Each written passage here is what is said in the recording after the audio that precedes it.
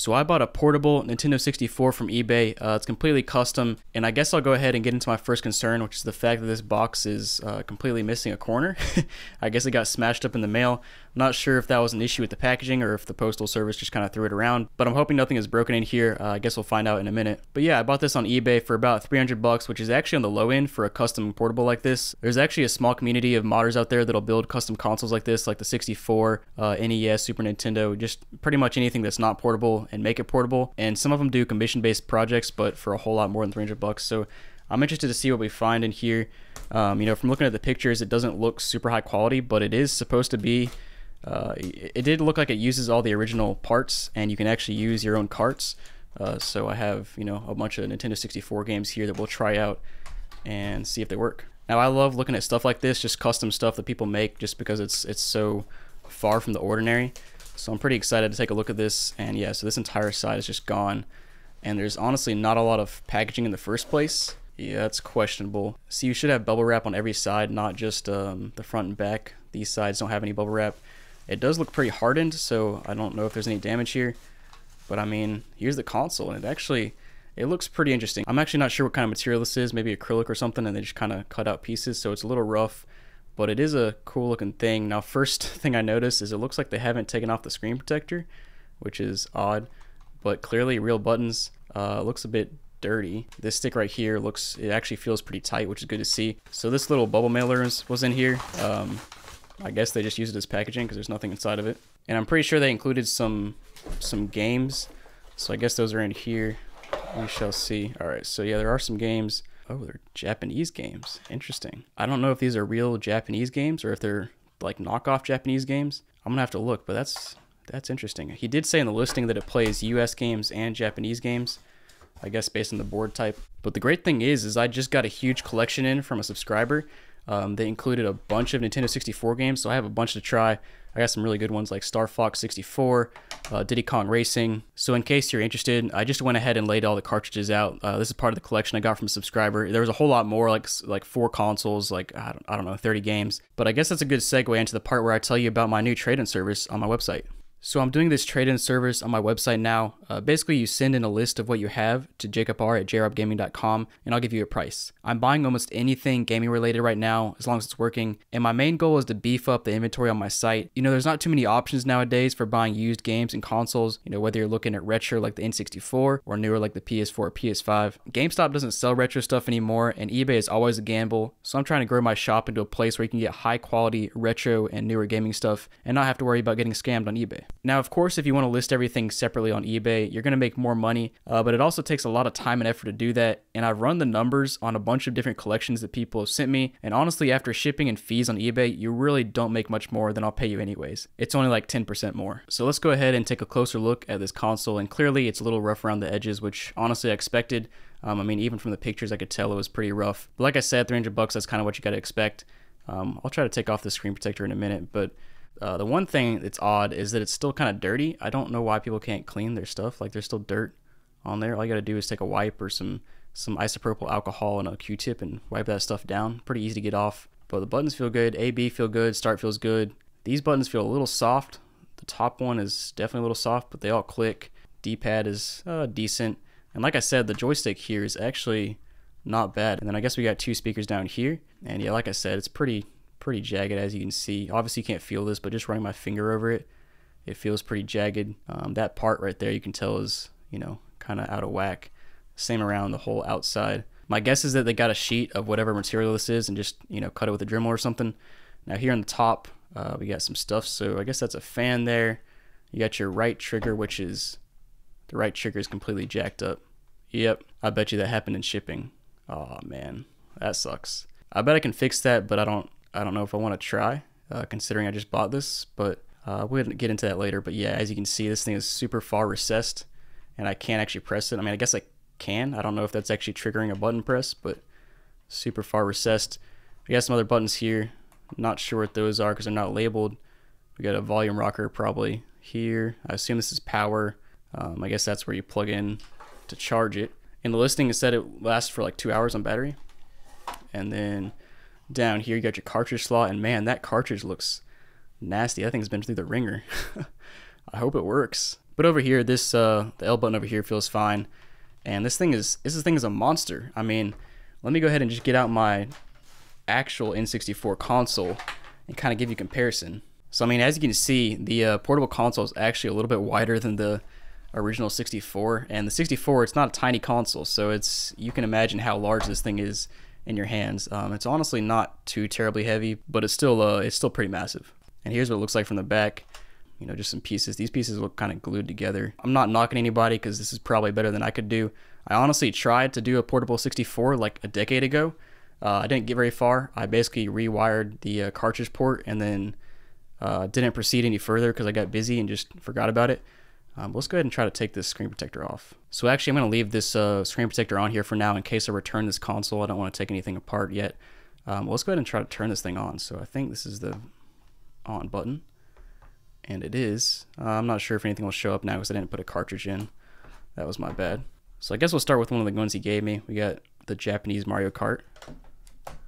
Slide that in there. Feels pretty good. It was owned by Karen. Interesting. And let's go ahead and turn this thing on. Oh. Oh, that's pretty loud. Oh, crap, that was loud. Those speakers are real loud. I guess that's not a bad thing, but... Oh, so these speakers get extremely loud. I'm not sure what kind of speakers are in there, but I'm going to keep them quiet for now, but it gets super loud in there. All right, so we got a little fan right here, and you can actually feel the air being pushed out, so that's kind of cool. Press the start button, and we'll go ahead and just play a game and see how it works. It actually doesn't feel terrible in the hands, but it is kind of annoying having these jagged edges right here because the back, your fingers kind of rest on that part, and so that's a little bit annoying, but... Like I said, this is a budget system, so I can't expect too much. I forgot I'm on 50cc, so I'm just flying by everybody. Oh, but I can't drift, I guess, because I don't have I can't use my R button. Oh, I can use it kind of. I'm trying to use it. There we go. There we go. Whoa. So you know what I just realized? I'm not sure where the Z button is. So I have my original controller here, and as you can see, you got basically your C stick up here, your C D-pad, your A and B, your start. That's all good. You got your D-pad over here, got your joystick over here, L and R on the back, and there's also a Z right here, but I do not see a Z on here. There's nothing on the front. On the top, there's these three buttons, which I'm not sure what those do. So I guess you press the middle button and you can go through some settings, and you press these other two buttons to scroll through the settings. So yeah, I don't see a Z button. That's gonna make some of these games... Oh wait, no, there it is. There it is. That's the Z button. I bet you that's it. So honestly, I can't even tell what kind of material they use for the Z button, but it clicks, so I guess I'll try it out. I'm not even sure. Okay, so yeah, there we go. So it does work. So if you press the Z button in Mario Kart 64, it shoots a shell, or not a shell, but it shoots whatever item you have. Well, it looks like that game works. Let's go ahead and try out a different game. So let's try out one of one of my American versions. So we got Super Mario 64, an absolute classic. Let me know down below if you haven't played this game. Actually, let me know down below if you have played this game, because that's going to get a whole lot more comments, because I imagine most people have played Super Mario 64, but it's not showing up. Well, that's not good. I know these games work. I just tested every single one of them on my Nintendo 64 this morning. I cleaned the contacts on every single cart like really well. There we go. So I'm not sure why Super Mario 64 did not work. That's the weird thing about cartridge-based systems. You know, there can be some weird things that don't work. And yeah, as you saw, this is Legend of Zelda. So something to mention that I've seen on the really nice portable systems that are made is that people will sub out all these buttons for better buttons, like GameCube buttons, like GameCube analog sticks, because the GameCube analog stick is a whole lot better than this thing. So I don't think I mentioned it earlier, but apparently this is a 7-inch screen, and it actually doesn't look too bad. You know, it is kind of a little tacky to have the little borders right here. The little, I don't know, silver borders where the edge of the screen are. I wish this blue part would have covered those up a little bit, but you know, like I said, $300, I can't ask for too much. So I actually decided the next thing I want to do is open up one of these Japanese cartridges and just make sure it's you know, real and not one of the repos. I'm pretty sure it's real, just based on looking at some pictures that I just did a little bit of research online. All right, so now we got it opened up, and as you can see, it says Nintendo on the circuit board, so I'm pretty sure this is an official game. If it didn't say Nintendo there, then it'd probably be fake, but it definitely looks legit. You can usually just tell by looking at the cartridge if it looks real or not. You know, the gray looks fine there. The cartridge cover or the artwork right there looks pretty good as well. Usually if it's a reproduction, the colors will be off and things will just look odd. This one looks pretty good. The main reason I was thrown off is because it's a Japanese game. Thinking about it more, Japanese games usually sell for less, so it's not too surprising that he sent me some free games. So like I mentioned earlier, I was trying to decide if I wanted to open this thing up or not, and I think I am.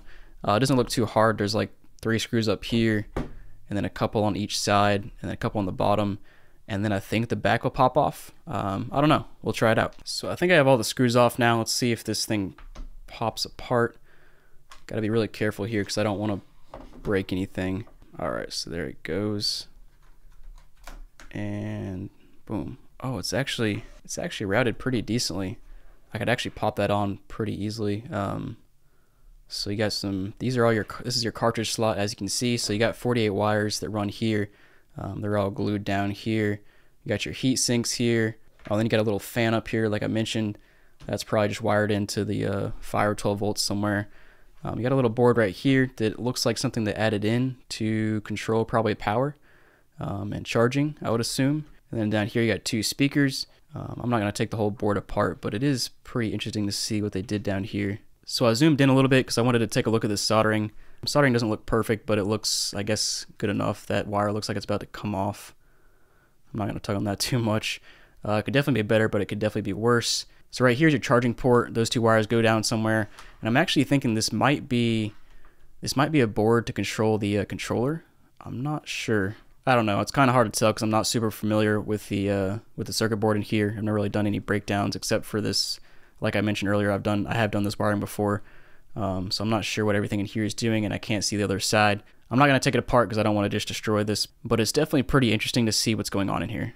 Now the Z button wiring up here looks a little messy, and they even got some tape still left up here, but I guess as long as it works. Now the real question is, how do we fix this R button? So if you look at the left side, which is the one that's working, you can see that there's kind of some swivel action right there. So you press it down, you press the pad down there, and then it kind of got a little post right there that it rests on. So it looks like this has become unattached from the post. So it's kind of hard to show, but I think I can wedge this little button out and then wedge it back into that post. I'm gonna have to do it off camera. Oh, actually, there we go. Oh, that was easy enough. So it still looks a little bit loose there. I might try to mess with that later and strengthen it up, but for now it's good. That actually wasn't too hard. I just kind of pushed it back into the post, and now it's working again. So actually, one other thing to mention real quick is that they said the expansion pack was included right here. So as you can see, it's just kind of stripped down. They took the plastic off, and yeah, that's the expansion pack. So if you have any experience breaking down the N64 board, let me know down below in the comments. Tell me anything I'm missing. I'm sure I'm missing a lot, but I'd be interested to learn some more if you guys got some more info about why things were done here and that sort of thing. But yeah. Alright, so I got everything back together now. The both triggers are working now, and the other thing I did is I took off that screen protector, and the screen actually looks a whole lot better now. It had a bunch of scratches before, but it looks a lot better. And now that I'm actually looking at this, I see a whole lot of scratches on this case. I think some of them are smudges that I could get rid of with some isopropyl alcohol. But let's go ahead and test this thing out one more time. So, Star Wars Episode 1 Eraser. Let's go ahead and try that out in there. Hopefully it works. And nice, there we go. Expansion pack enhanced, like I said. I got an expansion pack in there. And as you can see, it seems to be working just fine. I think I've tested out all the buttons except for, I haven't tested out the D-pad. Something I want to try. A good game to try all the buttons is Super Mario 64 because I actually know what all the buttons do. But it wasn't working earlier, so I'm going to try that one more time. And we're going to see if we can verify that every button works. So for some reason I can't get this game to work, and I know this game is clean and works because I did it on my other N64 this morning actually, and I already cleaned it.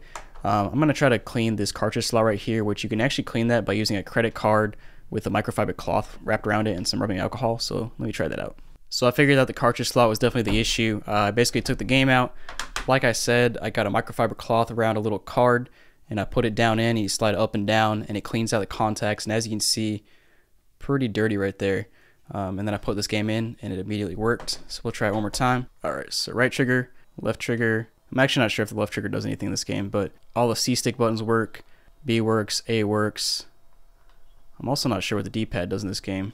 So I just looked it up, and not very many games actually support the D-pad and the L button, just because if you look at the controller here, usually you play like this, and the D-pad and L button's over here. So Those games were not designed to be used on very many games, and the games that they are used for, I don't have those games, so guess we can't test that out. But as we saw, all the other buttons work just fine, and the system seems to work just fine. I'm actually pretty pleased with this thing. It's pretty cool for 300 bucks. It's not too bad of a price considering what other custom consoles like this go for. Ergonomically, it's not the best. It's got some jagged edges and it's a little bit rough. Honestly, it's a cool system. I might try to mess around with it myself one day and you know, change some things, but it's definitely a cool concept, and I'm glad I picked this up. So thanks for watching, guys. If you enjoyed the video, make sure to like and subscribe down below. But yeah, thanks for watching, guys. Hope you enjoyed it, and have a great day.